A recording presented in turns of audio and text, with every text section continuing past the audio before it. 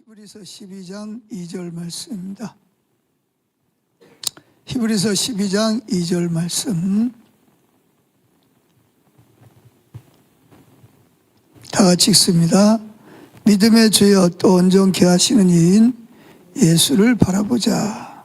그는 그 앞에 있는 기쁨을 위하여 십자가를 참으사 부끄러움을 개의치 아니하시더니 하나님 보좌 우편에 앉으셨느니라. 이게 이제 세번역 성경에 보면 믿음의 창시자여 완성자이신 예수를 바라보자 이렇게 말하고 있습니다. 구약 성경에 보면 수없이 많이 나오는 게 하나님의 얼굴을 바라본다 그런 말. 다윗도 자기 평생에 과거, 현재, 미래 단 한 가지 소원이 있는데 그게 뭐냐? 하나님의 아름다움을 바라보는 것이다 이렇게 말하고 있습니다. 그리고 또 구약 성경에 보면 나라가 위기를 맞이했어요. 외적이 쳐들어와서 나라가 위기를 맞이했을 때도 왕을 비롯해서 모든 백성들이 하나님의 얼굴을 바라보기로 작정을 했을 때 하나님께서 그 마음을 보시고 그 전쟁을 승리하게 하시고 외적이 왔다가 그 싸워보지도 못하고 천사들에 의해서 전멸당하는 그러한 일들도 볼 수가 있고요. 히스기야 왕 같은 경우에도 이사야 선지자를 통해서 내가 이제 죽을 때가 됐으니까 이제 내 집을 정리해라. 그러니까 죽을 준비하라는 거죠. 뭐 왕을 누구한테 물려줄 건지 재산을 어떻게 할 건지 뭐 왕이니까 왕으로서 해야 할 일이 뭔지 그걸 뭐 구체적으로 정리를 하라 그런 말씀을 했어요. 그럴 때 히스기야는 일어나지를 못하니까 벽을 향해서 하나님의 얼굴을 바라보고 기도할 때 하나님이 히스기야 왕의 기도를 들으시고 이제 그 이사야라는 선지자가 히스기야 왕의 왕해 가지고 왕에게 와서 하나님이 나에게 말씀하셨습니다. 당신이 곧 죽을 거니까 집안을 정리하라고 그랬습니다. 그리고 이제 나가는 거예요. 막 그 이렇게 왕궁 문지방을 넘어가는데 또 하나님의 그 음성이 들려오죠. 다시 돌아가라. 돌아가서 뭐라 그럴까요? 내가 내 눈물을 보았고 내가 나를 찾는 그 마음을 내가 보았다. 그래서 내가 내 생명을 앞으로 15년 동안을 더 연장시켜 주시겠다. 그래서 히스기야가 그럼 내가 15년 내 병이 나을지 안 나을지 어떻게 압니까? 하나님이 징조를 구해라. 그럴 때 이제 그 히스기야가 말하죠. 해가 앞으로 나가는 거는 쉬운데 뒤로 가는 건 어려우니까 해가 뒤로 가게 해달라. 그때 해시계가 있었거든요. 그런데 하나님이 그 징조를 보여주기 위해서 이렇게 뒤로 물러가게 한 그런 일이 있었던 것을 성경에서 볼 수가 있습니다.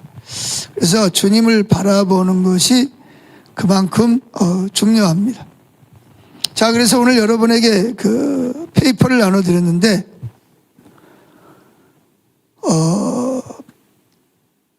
이래 보시면 3장으로 되어 있죠.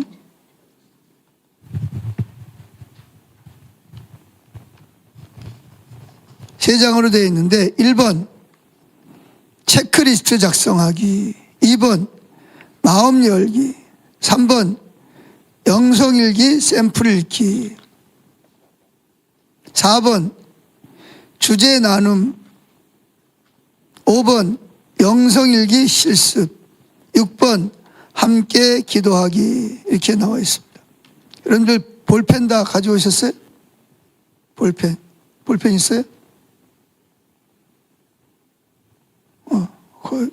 이건 여기다 써야 돼, 여기다. 자, 내가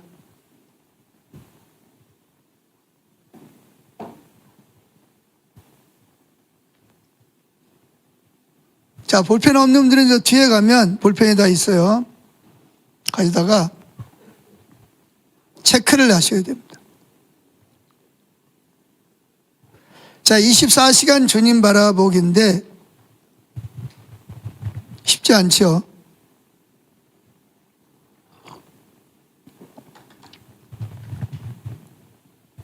다윗도 그랬고 모세도 그랬고 사도 바울도 그랬고 소원이 뭐였죠?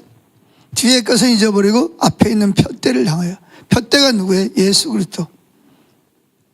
그분을 바라보기 위해서 뒤에 있는 것들은 다 잊어버려요. 앞에 오직 그분을 바라보기 위해서 달려가는 거예요. 모세도 하나님 앞에 엎드려서 하나님의 영광을 보여요. 하나님의 영광이 뭐냐? 하나님의 마음이죠. 즉 하나님의 얼굴을 보여달라고 기도했던 걸 볼 수가 있습니다. 그러니까 적과 꿀이 흐르는 가나안 땅보다도 하나님의 얼굴을 보는 것이 모세에게는 더 소중하게 여겼습니다. 자, 그러면 1번을 보죠. 체크리스트 작성하기, 영성일기 작성 현황을 체크리스트에 기록해 보십시오. 그랬습니다. 그러니까 지난 주간 동안 일, 월, 화, 수, 목, 금, 토에서 내가 주님을 바라보면서 영성일기를 쓴 날짜가 언제였는지 체크를 한번 해보세요. 주일날, 일요일날, 주일 내가 주님을 바라보는 영성일기를 썼는가? 아니면 월요일날, 화요일날, 수요일날, 목요일날, 금요일날, 토요일날.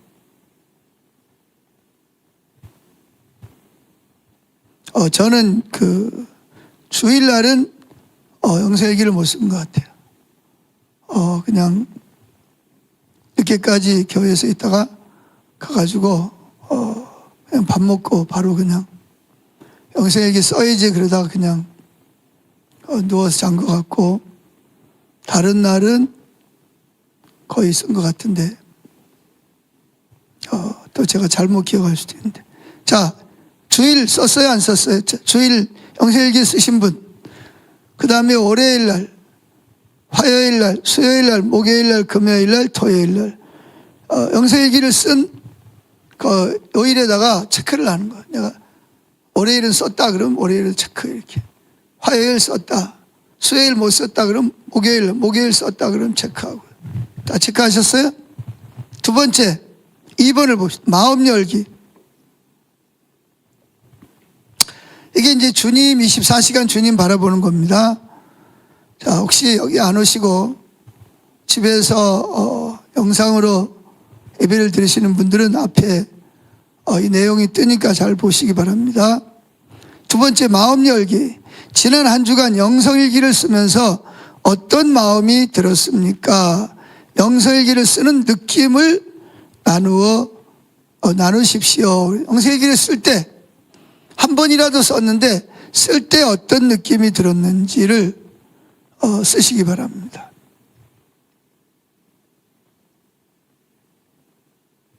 그냥 주님을 의지를 동원해서 주님을 바라봤더니 너무나 마음이 평안했다든지 너무 기뻤다든지 또는 아무런 생각이 없었다, 아니면 어떤 특별한 하나님께서 어떤 걸 비춰주셨다, 깨닫게 하셨다든지.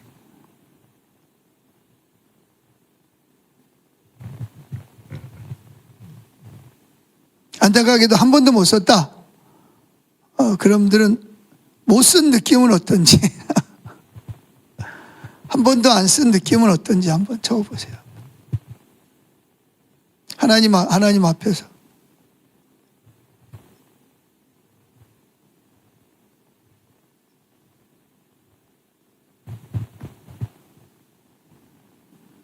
자, 다 쓰셨나요?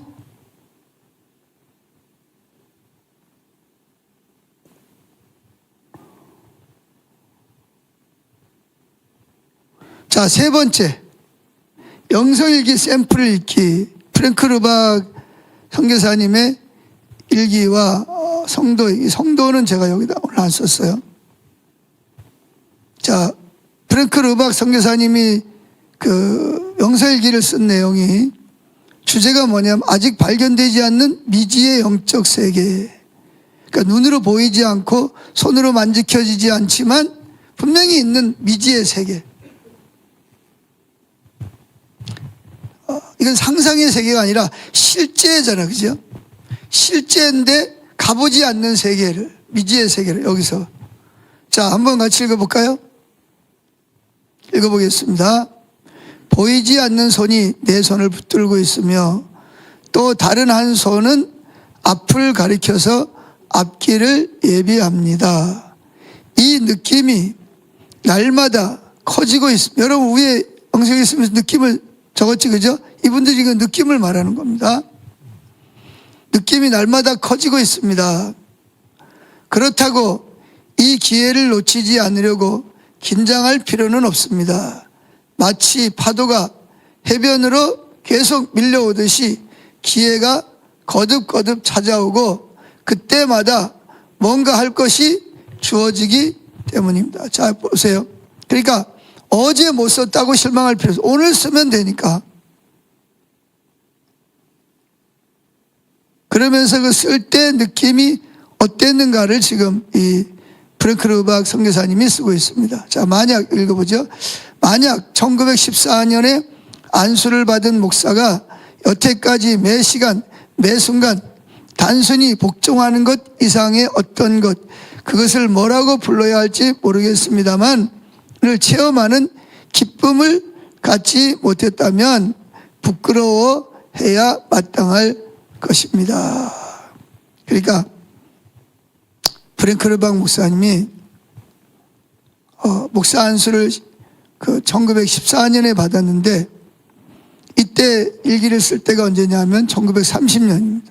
그러니까 16년이 됐어요. 목사 안수를 받은 지.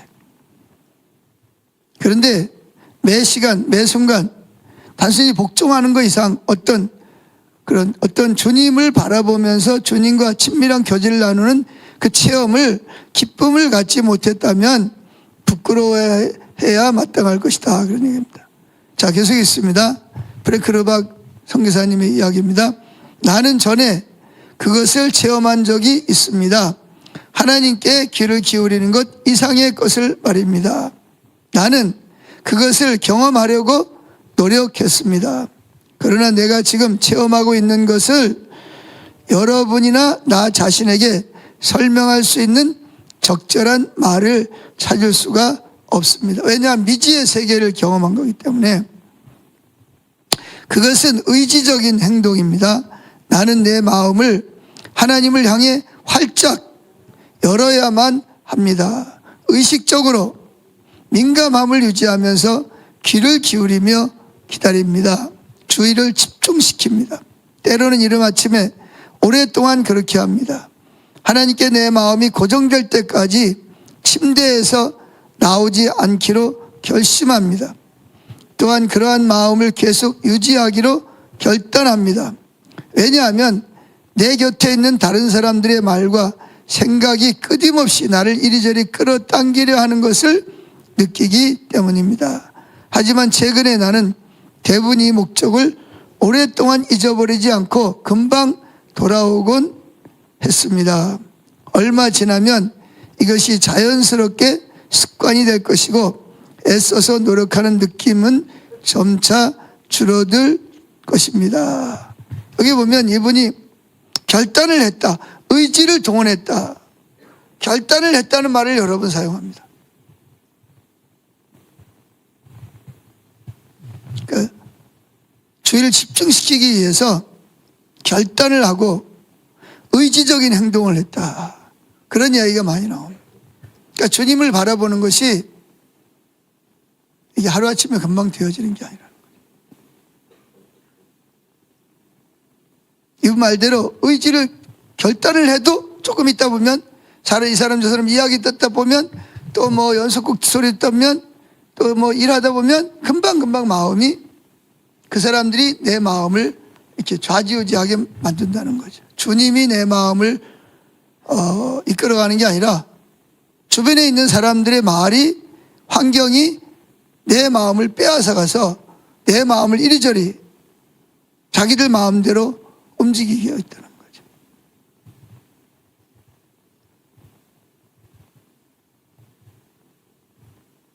그런데 그 의식적으로 민감함을 유지하면서 하나님께 귀를 기울이고 집중하고 그리고 결단하다 보니까 이제는 그걸 잊어버려도 멀리 가지 않고 오래 가지 않고 바로바로 하나님께로 집중하는 쪽으로 돌아오게 됐다. 이게 뭐냐면 그만큼 자기 마음을 지키기 위해서 자기 마음과 싸웠다는 거죠. 그러다 보면 어느 정도 되면 이제 자기가 이렇게 노력하는 것이 줄어들어도 자동적으로 이제 하나님이 내가 주님을 바라보도록 하나님이 역사하실 때가 온다는 거죠. 처음에는 우리가 그만큼 의지적 싸움이 필요하다는, 노력이 필요하다는 거죠. 이렇게 말하면 하나의 미랄이 땅에 떨어져 썩어야, 죽어야 많은 열매를 맺습니다. 안 죽으면 하늘 그대로 있는 거죠. 자, 계속 읽어봅니다. 그런데 이런 내면적인 체험에 대해서 끊임없이 이야기하는 이유는 무엇일까요? 그것은 아직까지 발견되지 않은 미지의 영적 세계가 이 글을 읽고 있는 여러분과 나를 기다리고 있다는 것을 확신하기 때문입니다. 그것에 비하면 우리는 아직 엄마 품에 안긴 어린아이와 같습니다. 그랬습니다.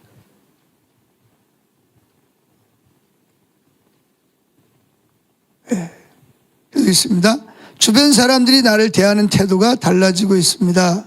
전에는 도무지 극복할 수 없다고 생각했던 장애물들이 마치 신기루처럼 사라지고 있습니다. 나를 의심하거나 무시했던 사람들이 나와 가까워지고 있습니다. 마치 오케스트라와 화음을 이루지 못하는 바이올린 연주자였던 내가 마침내 전체와 완벽하게 조화를 이루는 기분이 듭니다. 그러니까 뭐 일터나 가정에서 부모와 자녀 간에, 부부지 간에 서로 자기 고집 부리고 자존심 내세우고 그랬었는데 주님을 바라보면서 주변 사람이 나를 대하는 태도가 달라졌다는 말은 무슨 말이죠? 내가 달라졌기 때문에 주변에 있는 사람도 나를 대하는 태도가 달라졌다는 겁니다. 전에는 도무지 저 사람하고는 하나가 안 될 것 같아. 저 사람만 보면 막 짜증이 나고 선입견이 있고 막 싫고 막 그래서. 그런데 이렇게 주님을 24시간 바라보기로 하고 집중력을 가지고 결단을 하고 계속해서 바라보다 보니까 그런 도저히 안 될 것 같은 장애물들이 신기루처럼 하나하나 사라져가기 시작을 했다는 거예요. 그리고 심지어 나를 의심한 사람들, 무시했던 사람들이, 우린 그러잖아요. 저 사람이 나를 무시하면 나도 저 사람 싫지요. 무시하잖아요. 저 사람 나 의심해? 그래, 의심하는 사람 싫잖아요. 근데 주님을 바라보다 보니까 주님의 마음을 가지고 그들을 대하고 또 성령께서 자석이 서로 끌어당기듯이 서로 하나님이 역사하셨다는 거예요. 부부지간에, 부모와 자녀지간에, 직장에서 모난 사람들과. 그래서 마치 오케스트라가 화음을 이루듯이 처음에는 오케스트라에서 내가 바이올린 칠 때 도저히 다른 사람하고 화음이 안 맞았어. 근데 주님을 바라보면서부터 누구하고 만나도 뭐예요? 화음이 척척척척 맞아가는 그런 걸 경험하기 시작하는 거죠.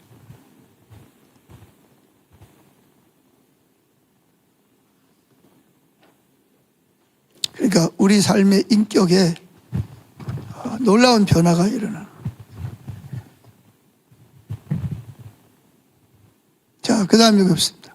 나는 거의 죽은 상태에 가까운 썩어가는 나무였습니다. 이게 이제 자신의 모습이 그랬다는 거예요. 그러다가 마침내 하나님의 뜻을 찾고 내 속에 있는 모든 것이 거부할지라도 그 하나님의 뜻을 행하여 결국은 내 생각의 싸움에서 승리하고 말겠다고 다짐하고 또 다짐. 계속 뭐예요? 의지를 동원했다, 결단했다, 다짐하고 또 다짐했다.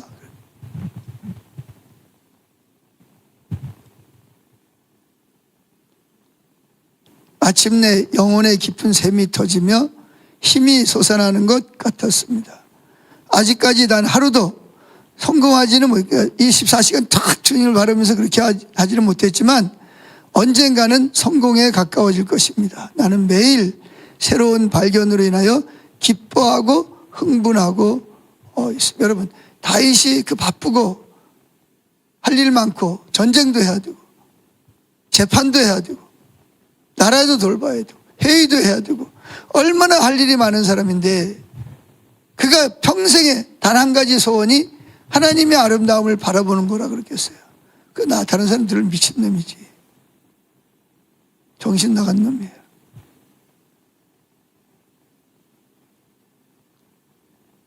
그런데 다윗이 그럴 수밖에 없었던 것은 주님의 얼굴을 바라볼 때 가장 행복했고 즐거웠고 흥분이 되고 기쁨이 넘쳤고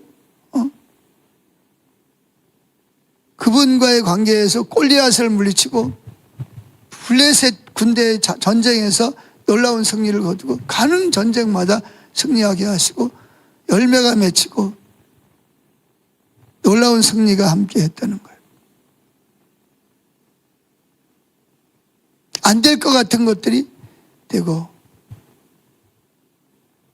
다른 사람들은 나를 막 흉보고 그러는데 결국은 하나님이 그들을 징계하시고 책망하시고 막 기뻐하고 흥분하는 막 역사가 나타나는 거예요. 계속 마지막 있습니다. 당신과 나는 머지않아 각자의 몸을 떠날 것입니다. 그러니까 세상 떠날 거라는 거죠.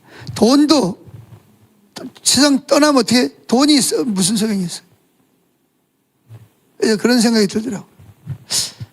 내가 가진 건 없지만 만약에 내가 가진 것이 있으면 죽을 때 뭐 자식들은 뭐 다 컸으니까 뭐 잘 알아서 하고 그럼 뭐 할 거냐?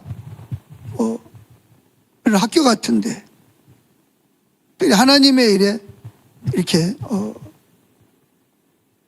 물론 뭐 가족이 뭐 아내가 있거나 뭐 그러면 뭐 분들이 그하겠지만 만약에 내가 마지막으로 세상을 떠난다 그러면 그 재산 정리를 잘 해야 되잖아요.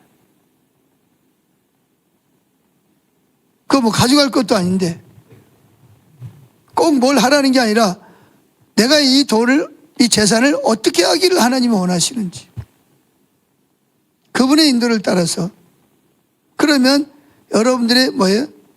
보물이 하나님 나라 창고에 쌓아지는 것이. 그동안에는 뭐 먹고 살고 뭐 힘들고 뭐 자식 키운다고 못했었지만 이제 마지막 내가 하나님 나라에 가야 되니까 마지막이라도 내게 주어진 돈 또 뭐예요?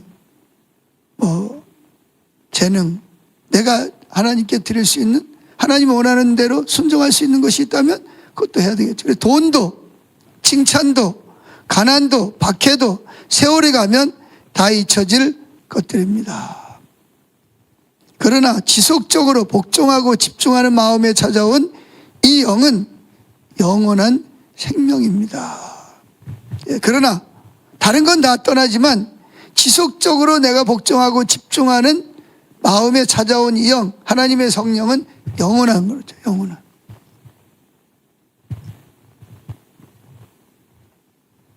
자, 네 번째. 여러분들이 쓸 차례입니다. 다 같이 읽습니다. 주제 나눔. 다음 질문을 읽고 자신의 생각을 나누십시오. 1번. 여러분은 하루에 얼마나 예수님을 의식하고 묻고 바라보십니까? 24시간 중에서 하루 나는 얼마나 예수님을 바라보고 있냐. 하나님을 바라보고 하나님께 묻고 하나님 말씀에 귀를 기울이고 있냐를 한번 써보세요.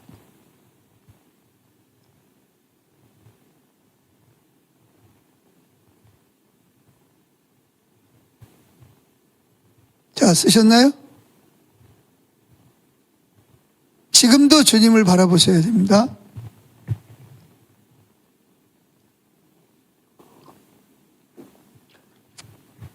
이거 하면서 주님 놓쳐버리면 또 허당이에요, 허당. 주님 바라보면서 주님 제가 하루에 얼마나 예수님을 의식하고 살았죠? 이렇게 주님 의식하면서 써보세요.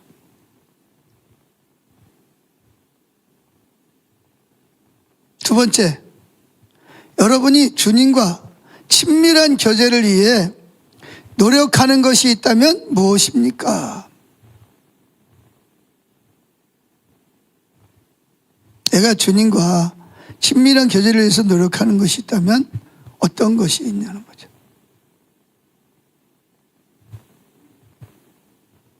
어떤 부분에 대해서 주님께 묻고 주님께 기다리고 주님을 바라보고 하는지.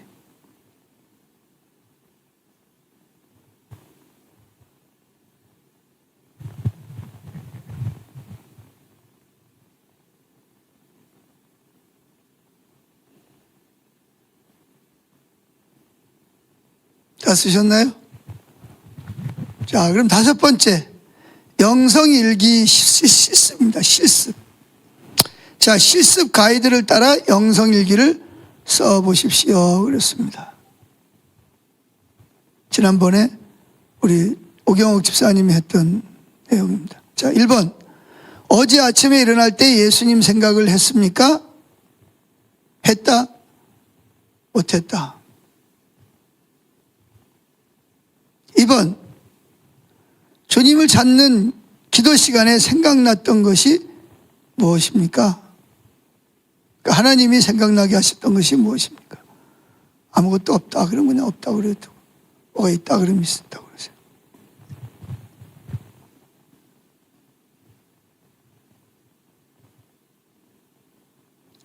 생각났던 것이 무엇인지. 세 번째, 식사할 때 예수님 생각했습니까?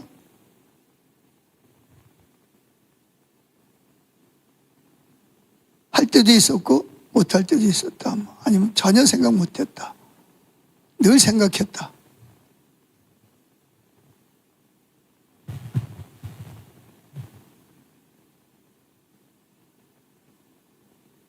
네 번째, 어제 하루 동안 일을 할 때, 사람을 만날 때, 혼자 있을 때 예수님을 생각하려고 노력한 적은 언제입니까?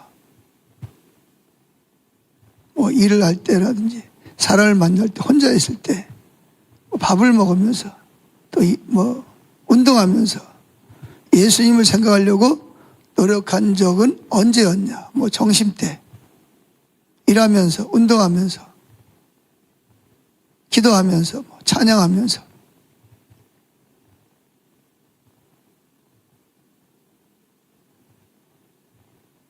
다섯 번째, 성경을 읽거나 큐티할 때 깨달은 교훈이 무엇입니까?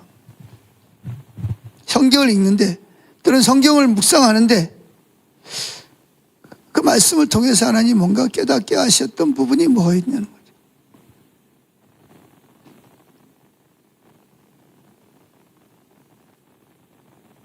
저는 오늘 에레미야서를 읽으면서 하나님께서 그 이스라엘 백성들을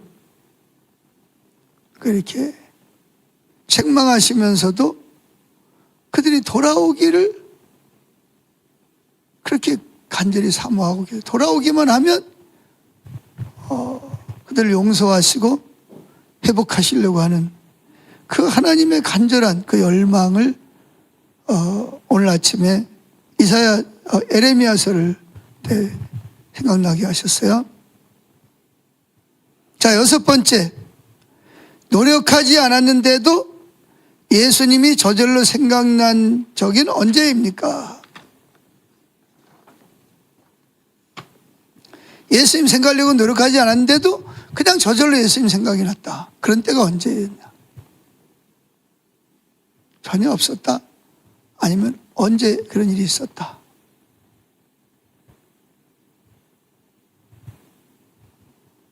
자, 이제 좀 웃기는 이야기 좀 합니다. 7번째, 예수님을 생각하지 않을 때는 마음에 무슨 생각이 있었습니까?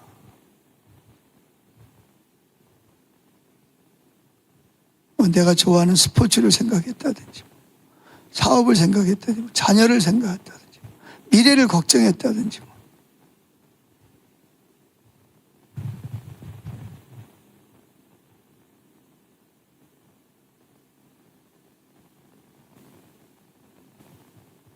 자, 작은 8번째, 어제 하루 중 기억에 남는 일은 어떤 것들이 있었습니까? 어제 하루 중에 기억에 남는 일은 어떤 것이 있었나요?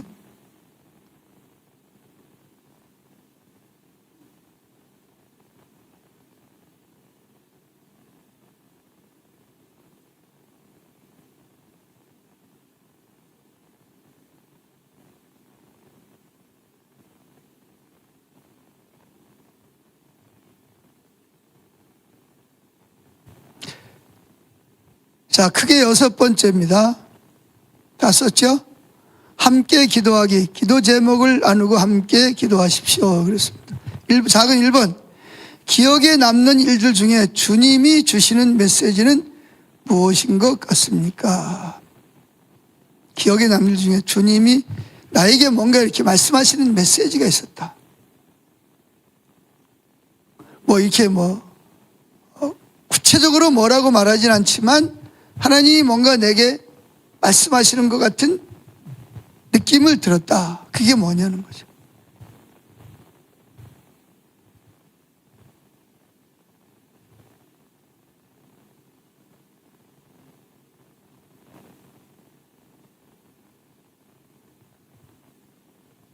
작은 2번째, 예수님이 하라고 지시하시는 것 같은 느낌이 드는 일이 있었습니까? 나에게 너 이거 이렇게 좀 하면 좋겠어. 나는 네가 이런 건 좀 안 하면 좋겠어. 네가 누구한테 전화 좀 하면 좋겠어. 누구한테 뭐 좀 갖다 주면 좋겠어. 이런 느낌이 드는 분들. 하라고 뭔가 하나님이 하시는 것 같아.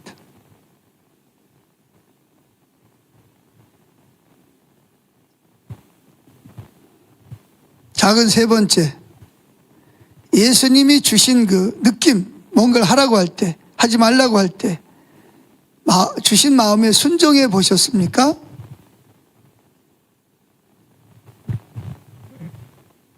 나는 네가 이렇게 하기를 원해. 제가 어제 누군가에게 전화를 하라는 마음을 주셨는데 별로 하고 싶지 않더라고요. 그래서 안 했어요. 근데 오늘 또 그 느낌이 드는 거예요. 그래서 오늘 전화를 했어요.